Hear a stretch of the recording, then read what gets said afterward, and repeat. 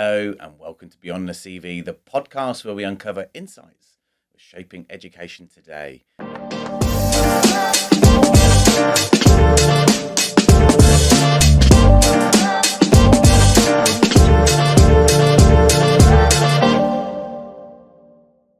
I'm Marc, the CEO, and this week we are joined by Margaret Mulholland, a well-renowned expert in the special educational needs field, a prominent member of the Transform Advisory Board, a advisor for ASCL, she led the Whole School Send project for Nason.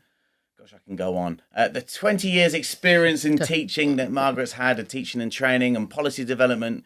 She is a powerful advocate for inclusive education. She's also a regular test columnist and also a familiar voice on the BBC. Margaret, we are honoured to have you here today and welcome to Beyond the CV. Thank you. I'm delighted to be here. Brilliant. Well, thank you so much for joining us. I think there's no better place to start than just hearing your story. So how did you get to this point? Tell us where it all began and in your journey within not only education, but also what brought you into the SEN world. Oh, big question. So I'm a history teacher by trade, so secondary, mainstream.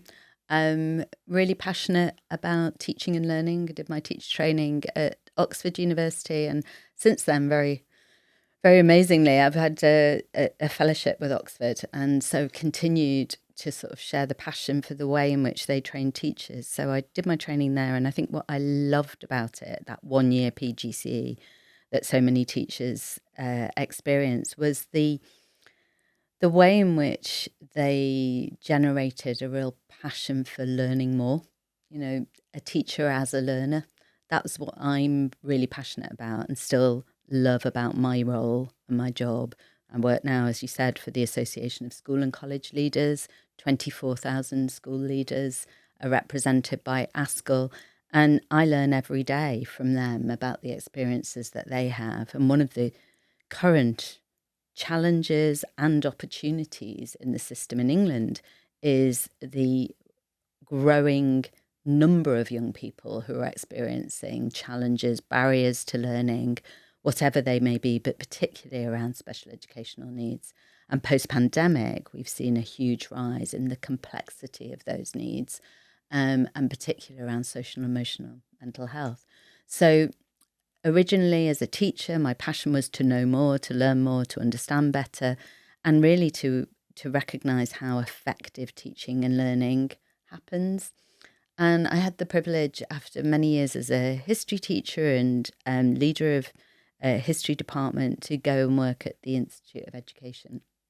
And there I set up different programs and worked on the postgraduate education, but also set up a graduate teacher program, which is sort of on-the-job learning. So at that time, that was really unusual. And now, of course, we have what we call SCITs, School-Centred Initial Teacher Training. And I was very involved in what that should look like, that kind of clinical practice, I think you might call it. So not just the theory of learning to teach, but how you then apply that theoretical knowledge. And actually, my experience at Oxford was really very much around that clinical model. And that's what I really felt strongly about, that teachers learn their trade by doing, but they really need that reflective opportunity, you know, to think with an experienced teacher about what they're doing and why they're doing it. And so that experience of setting up the school-centred teacher training was a really profound one. But the gap that I kept seeing in that whilst I was running that programme was that even though we had a very well-structured teacher education experience for new teachers coming into the profession, they still felt really de-skilled by young people who had more complex needs. So there was a notion of what a typical learner needs from a teacher and how we support their learning. But actually, when you met somebody who had maybe a problem with their working memory or their behaviour was unregulated, that really throws a teacher. It still does. And there's this sort of mysticism around special educational needs. So actually, as somebody working, and I did lots of different roles at the Institute of Education over a 12-year period, but really thinking about how do we better equip teachers to feel confident and competent around a whole range of diverse needs. And so that's really why I went into working in a special school as the director of Teaching School Hub after many years at the Institute, and really learning about what complexity of need looks like. So a really privileged experience to work at a large special school called Swiss Cottage Special School in Camden. But I had both an inward-facing role as a school leader and also an outward-facing role to collaborate and work with others in the sector, both in mainstream and special, and bring that expertise together, really, to collaborate and share. So I think preparing teachers to teach all children is something I particularly feel passionate about. And I have never felt that our system did that well enough. And I think we're still on that journey. We'll always be on that journey. But we are learning so much more. Now we don't think about diagnostic labels as being the clue that we need to tell us how to teach a child. We don't think this child is autistic, therefore we need to do X, Y, and Z. We're now recognising we need to go beyond those labels in terms of understanding, and that actually getting to know the child really well can really enable us to understand how to teach them better. And I think that's really exciting for teachers and really empowering. So that's what I'm passionate about, really. I love it. And do you know what? I listen to your story, and I think there's so many familiar stories out there that come from the same sort of passion about ensuring that every child deserves the same level of education. Going back to the teachers, though, would you say that any teacher, good, outstanding, can work with SEN children? Well, I think that's a really great sort of way of lensing it, really. Yes, I absolutely do. But I think it's something we develop confidence with over time. That's not to say that new teachers can't work effectively with young people with complex needs. I think what it actually requires is us to recognise that inquiry plays a really important role. So the way in which a teacher operates, this adaptive teaching that we talk about a lot in England at the moment, requires practice and requires effective mentoring and support. Now, that could be an explicit mentor, it could be your head of department. So I think the role for leaders, and I represent, as I said earlier, many leaders, I think the role for leaders in nurturing that confidence and competence, so that those experiences of CPD, those practicing opportunities within school to say, okay, this child is really struggling with, their initiation of writing. I've spotted this, I've noticed it in my classroom. What am I going to do about it? A new teacher will find that process difficult to undertake because they don't really have the prior experience, the prior knowledge. So it requires their opportunity to talk that through with a more experienced colleague to really initiate that confidence. Well, where do I go next with this? And probably where you go next is to notice again, to explore a bit further, to collect a bit of evidence about what's happening, to talk to the child about what their experience is and why they're anxious about putting pen to paper, and what is it that a sentence stem provides them with. Do they benefit from the scaffolding? How do they feel about scaffolded work? Do they feel like they're, not excelling as their peer sitting next to them is? Does that impact their self-esteem, or does it actually enhance their self-esteem? Those things we sometimes dismiss as nice to have, when actually they're kind of fundamental to the pedagogy of learning around young people who are just that little bit more complex. And I think also we have I think a real opportunity to consider diversity in all its forms as the norm. And again, historically, I think classrooms have developed thinking about this kind of most children will respond well to this, and a few might need something different. Sure. When actually, what's happening in England at the moment, and I hear it's happening in the Gulf as well, is actually we're flipping that narrative. And we're saying, what's happening for those few children? If we support their progress, we can actually enable others. So that kind of what's vital for some is valuable for all as a mantra is really starting to take root in terms of the pedagogy, in terms of the way we teach. Do you know what? Coming from as a parent of a child with additional needs, my son George is deaf. And when we went into reception, or George was in reception, we had the most amazing teacher that I will never forget. How she's kind of impacted on not only my son's life but our lives. She just embraced George being with her class. George didn't get approved in reception for the HCP, so we had to really build a case and build the situation for George to actually get one. But this particular teacher, she really went above and beyond in terms of understanding deaf awareness, in really learning basic sign language, but then incorporating that in terms of the class, because the sign language benefited the rest of the class as well, in terms of early communication, in terms of other children within there that may have different needs. But we were affected by COVID that year, and the year got broken up. We were lucky enough to have her in year one as well. And in those 2 years, without any HCP, without any additional inclusion assistance, we made so much progress. But showing the importance of having a teacher in there who is curious, who really wants to embrace it, but at the same time finds a way to involve them with the rest of the class. And I think what the biggest impact that we've had, and I think this has been consistent now because she set the foundation, that those children within his environment, in his year group, not just his class, but the year group, embrace George as an equal. That's fantastic.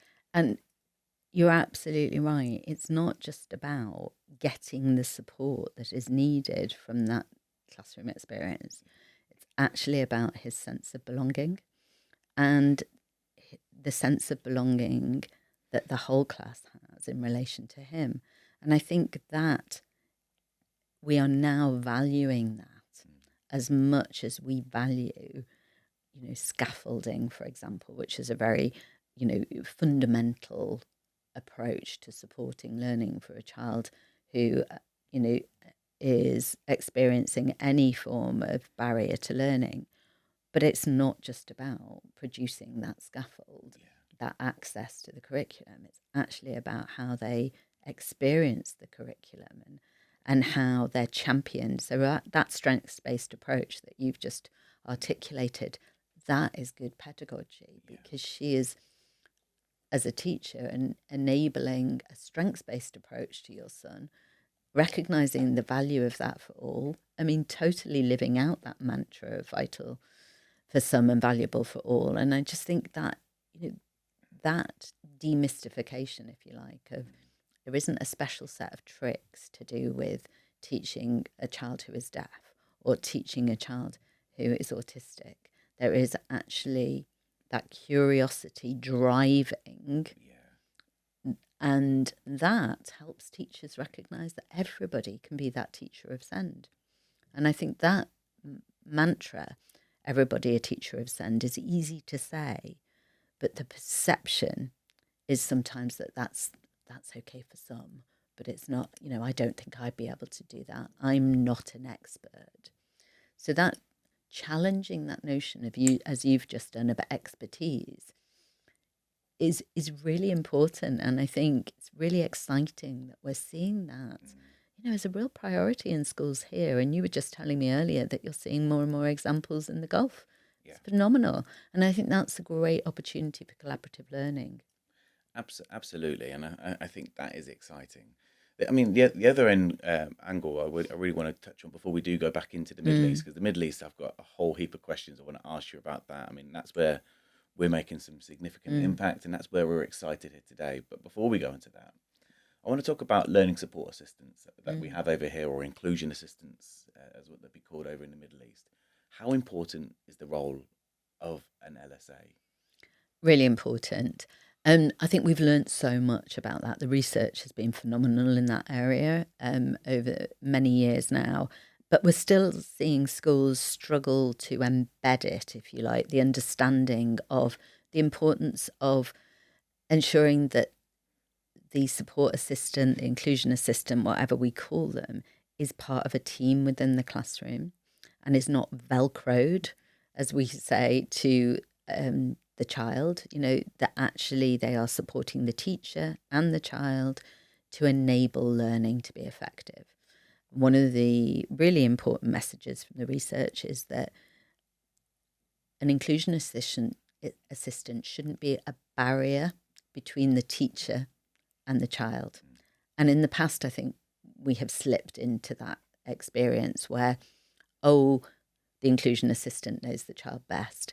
Now what you see in really effective classrooms is that the teacher is really supported to engage more with that child by having that inclusion assistant in the room who can work with other children, who can report about how the child's progressing, but can enable the teacher to spend that bit of extra time.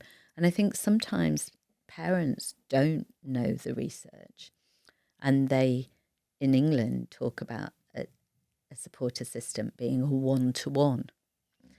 And when perhaps the support assistant is off or not available, they can be really anxious about their child not having that extra person or extra body in the room.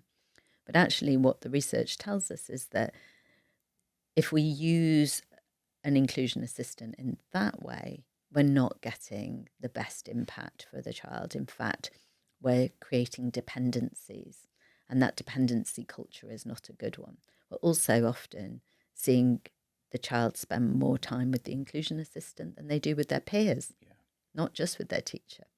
So actually a really good understanding of what effective, what beneficial, what thriving looks like in the classroom is about that teamwork, so that the support between the inclusion assistant and the teacher is balanced, is almost like we used to describe it in the special school as a dance, that you'd see the teacher and the TAs interfacing in such a way that actually you wouldn't know who was the teacher and who was the inclusion assistant.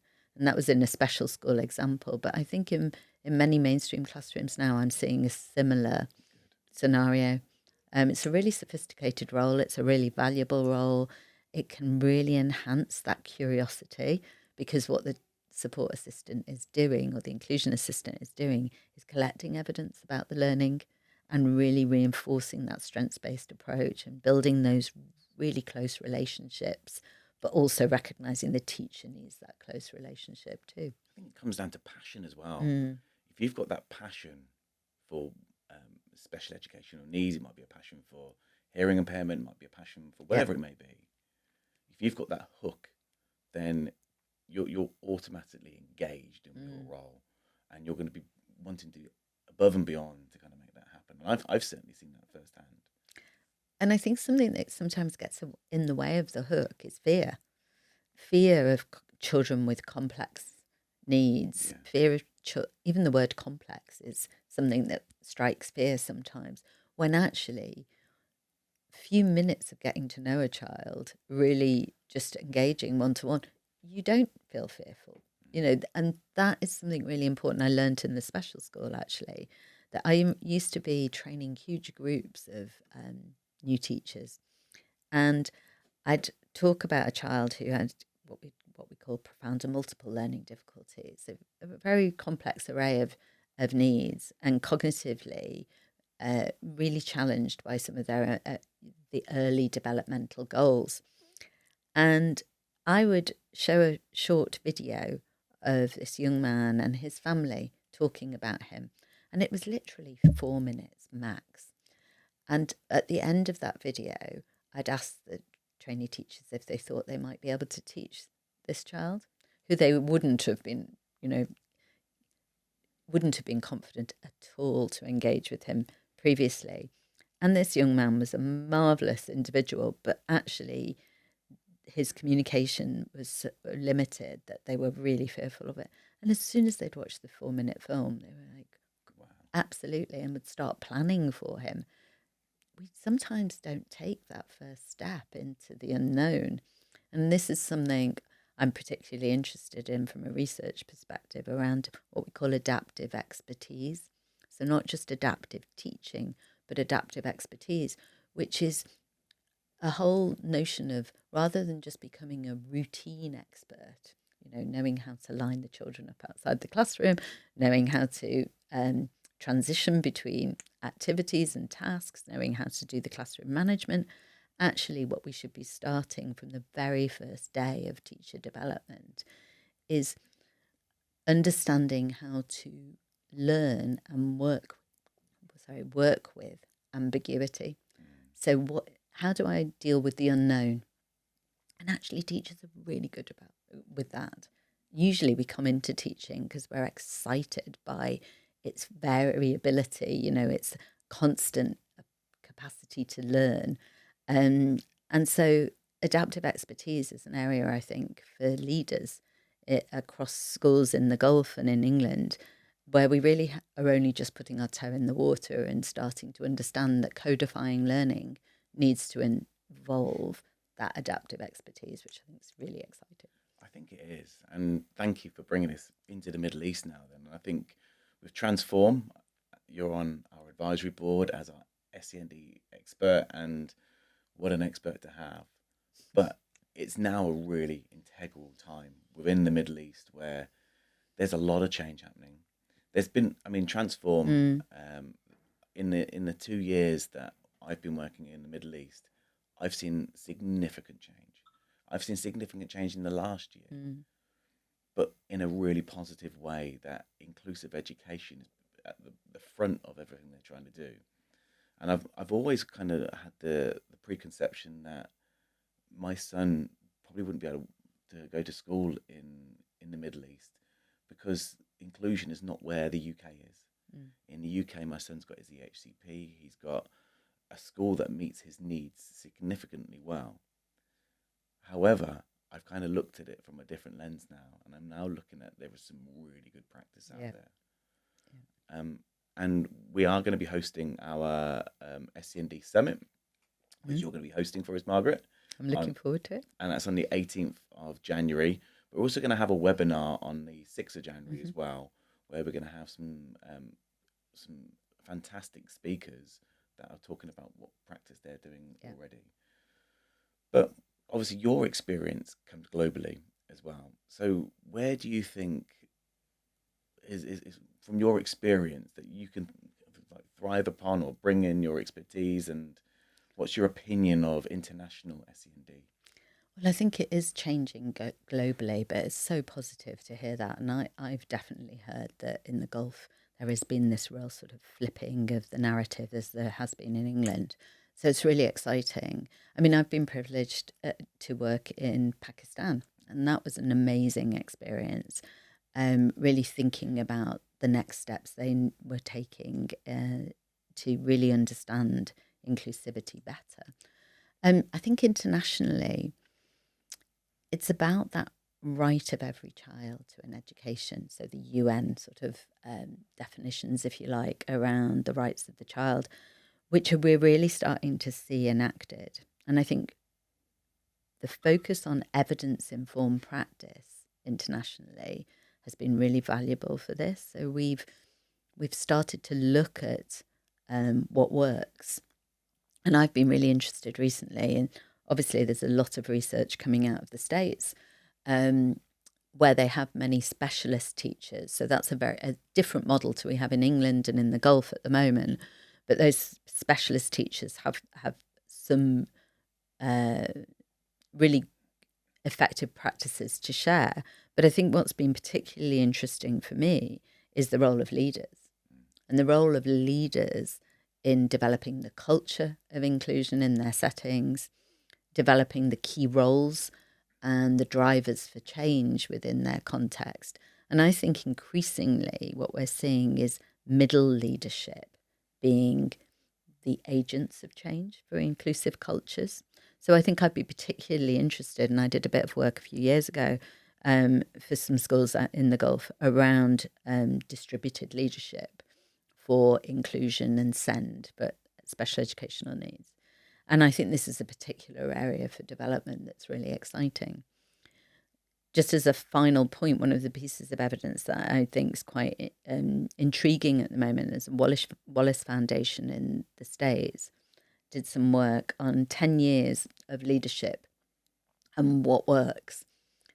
And over the last 5 years of that 10-year study, they found that the most effective school settings were those that adopted what they described as an equity lens, which I think is really interesting. So really driving disadvantage first.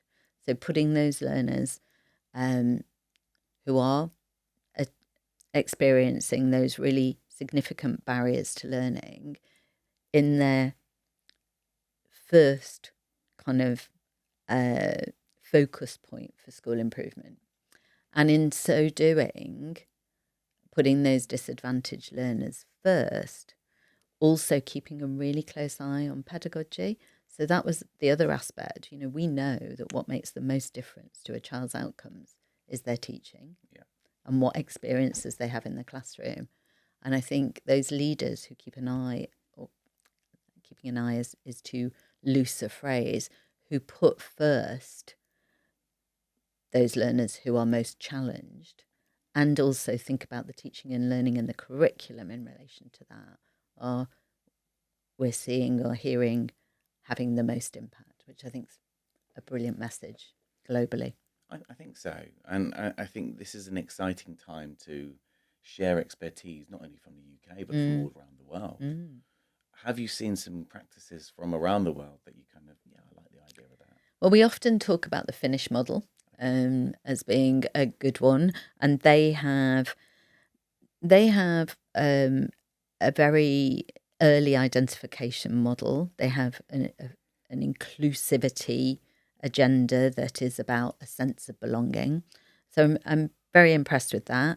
I mean, we've seen countries where there are quite stark approaches. So Portugal, for example, is a really interesting case study at the moment where 4 years ago they decided to remove special schools. And the learning that we have from that around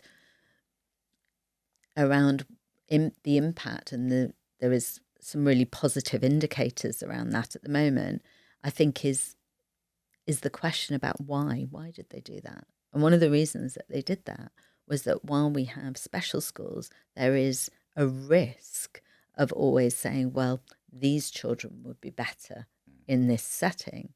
So I think we don't need to remove special schools in order to learn from the Portuguese model, which is every teacher a teacher of SEND, that mainstream should be equipped to always meet all needs. But where we have the advantage of specialist resource, we use it well in terms of working with specialist settings. And I think the collaboration between special settings and mainstream is also an area where many European countries are doing some very effective work around collaborative practice. That's brilliant. And to be fair, we're obviously going to school next academic year for George in Dubai, and we've viewed many schools. But as a parent, that feeling when you walk in and you meet the Senko first and foremost, and you won't know immediately whether this is going to be the right school for your child or not. But when a Senko comes up to you and meets your children first, and then says, yeah, we can meet your son's needs, and this is what we're going to do, this, and this. It fills you with the confidence to feel that, wow, this is exciting. Yeah. But that practice is happening. And it's a phenomenal one, you know.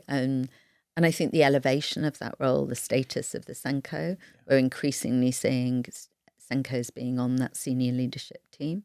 We're increasingly seeing their influence on the curriculum, not just as a pastoral lead, which in the past we would really see the SEN leadership role being aligned with pastoral leadership.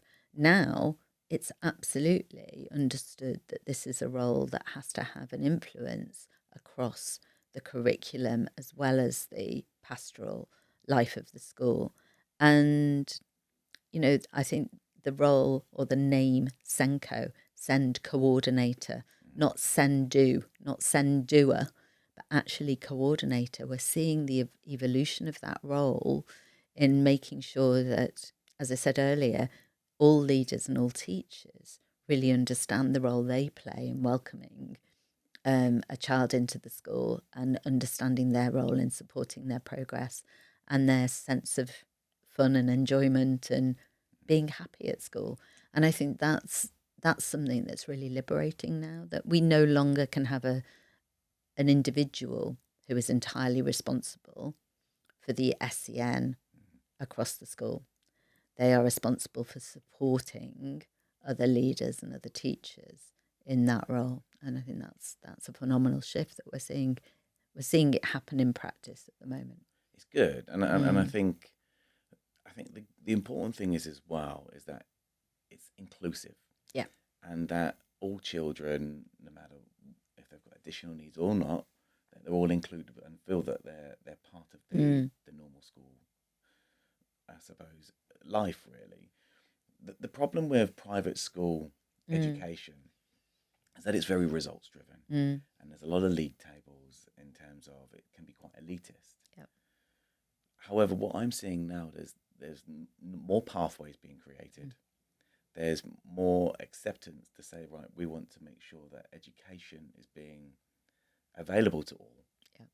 I think that's the biggest change that I'm seeing, is that there is less of a shift towards that, right, if you don't hit our grades, you're not getting into our school. I think that is a shame to see. Yeah. I mean, attainment as a focus, in England, has been such a huge focus for the last 15 years really, but actually we're seeing a shift in that, not a reduction in expectations, and I think that's really important to say. But the language in England has changed, and a change in the language here will shift language elsewhere, and we're hearing the words thriving, belonging coming from government now in terms of what a good school looks like. This is a school that is welcoming, is valuing of what an individual brings, and that isn't just the academic aspects of the curriculum. And I think that's important. But you mentioned pathways, and I think that's also important, that actually there are sufficient pathways for everybody to succeed and thrive. So I think multiplicity of pathways is something exciting for the next 10 years, if you like, to really think about what do those really valuable qualifications and what does preparing for adulthood well look like, because that's what every parent wants, isn't it? To know that we're setting our young people up for success in their adult life. And I think schools are increasingly being given tools to operate in that way. Resourcing here is a big issue, but I think ambition is not the issue. We had Matt Campion on our podcast last week from the Qatar Foundation, and they're doing some amazing things over there. But I asked Matt the question, what would you advise any current teachers or anybody that wants to work with SEN children or within this field? What would be your go-to advice to our listeners? Well, I suppose it goes back to what you were saying about curiosity. I think being curious is a really fundamental skill and disposition. And there's a lot of evidence actually around dispositions. What we believe is dictating what we do in practice. And so I think for all teachers, being curious about how children learn um, enables us to focus on those children who are learning differently. You always have 2 or 3 children in your class who you're a little bit more worried about, a little bit, what's going on with their learning? What's getting in the way of their learning? And the capacity to read around that and to engage with others on that focus, I think, is exponential now. There are so many opportunities. We have so many better ways of collaborating online, of learning online, of accessing research that's really current and influential. So I would really recommend that deploying that curiosity is what, for me, advocates great practice. But also, I always say being a detective in the classroom. I love the notion of a great teacher is a great detective, and that actually we pursue those kind of gut instincts, that tacit knowledge, that knowledge that we don't even realise we have. We pursue it and we align it with the most recent evidence and research. I love the work of Linda Darling-Hammond from the States. Fantastic research around what makes a great teacher. And I think, every teacher a teacher of sound means not focusing necessarily on autism or on cerebral palsy, or it actually, for me, and this is a very personal sort of response, if you like, focuses on how do I become an even better teacher? That hunger for more. So I think deploying your curiosity is probably my go-to response there. And I think that shows the importance, really, that a CV can make somebody look like an amazing teacher. And to be fair, some people, just because you've got all the credentials doesn't mean you're an outstanding teacher. Whereas I think this goes to say with education in general, but particularly with special educational needs, the importance of looking beyond the CV and looking at the person for who that person is and their personality and whether they can work within that particular setting is crucial. And how they bring their lived experiences to that setting, but they're able to adapt. The capacity of somebody to adapt, I think, is a really fundamental skill set that we can harness, but we can also grow as school leaders. And I think that's valuable. But, really drawing on your experiences. And often people have more experiences, life experiences and lived experiences to bring to their classrooms than we sort of quantify, really. But I think that goes to say the same to say for learning support assistants and inclusion assistants. So George's current assistant, I found, she was working in Tesco's, but I met her on my British Sign Language course. Brilliant. And she has 2 deaf children. I hope she won't mind me kind of explaining this, but the importance of kind of me recognising that, listen, you would be amazing just from her personality. Yeah. Of working with my son. And I measure my teachers. If they're not good enough to work with my children, they're not good enough to work in education. I think that's a good measure to have within recruitment. But this particular person, you could tell she had something. We put her through the relevant child protection and safeguarding courses, and I think a level 2 in childcare. She had a level 2 in BSL. But she's been working with my son now, George, for the last 4 years. And the impact that somebody like her has had on us is significant. But it's also how the school have embraced her as well. So they've used her for whole school activities, in embracing for sign language within school assemblies. Fantastic. It's little things like that. This make a big difference. Huge difference. And that's culture, school culture, isn't it? Really embracing that strengths-based approach and really looking at what the assets are in your school that you can really utilise and celebrate, and people are assets, relationships are assets, and people eager to learn are probably your greatest assets as well, who are passionate about knowing more and always taking that next step together with the children. It's exciting. Well, listen, I've thoroughly enjoyed talking to you today. We're looking forward to seeing you over in online for our SCND Summit in January. But thank you for coming and being a part of our podcast. And we're looking forward to seeing more of Margaret as obviously Transform really tries to make more headway with inclusion and promoting what's already out there. Really excited to be learning from people in the Gulf and across the schools there that are doing such great work. So it'll be really exciting to start that conversation next year. Exciting. Brilliant. Thanks, Thank you Marc. very much for coming along, and see you soon. Thank See you soon. Bye. Bye.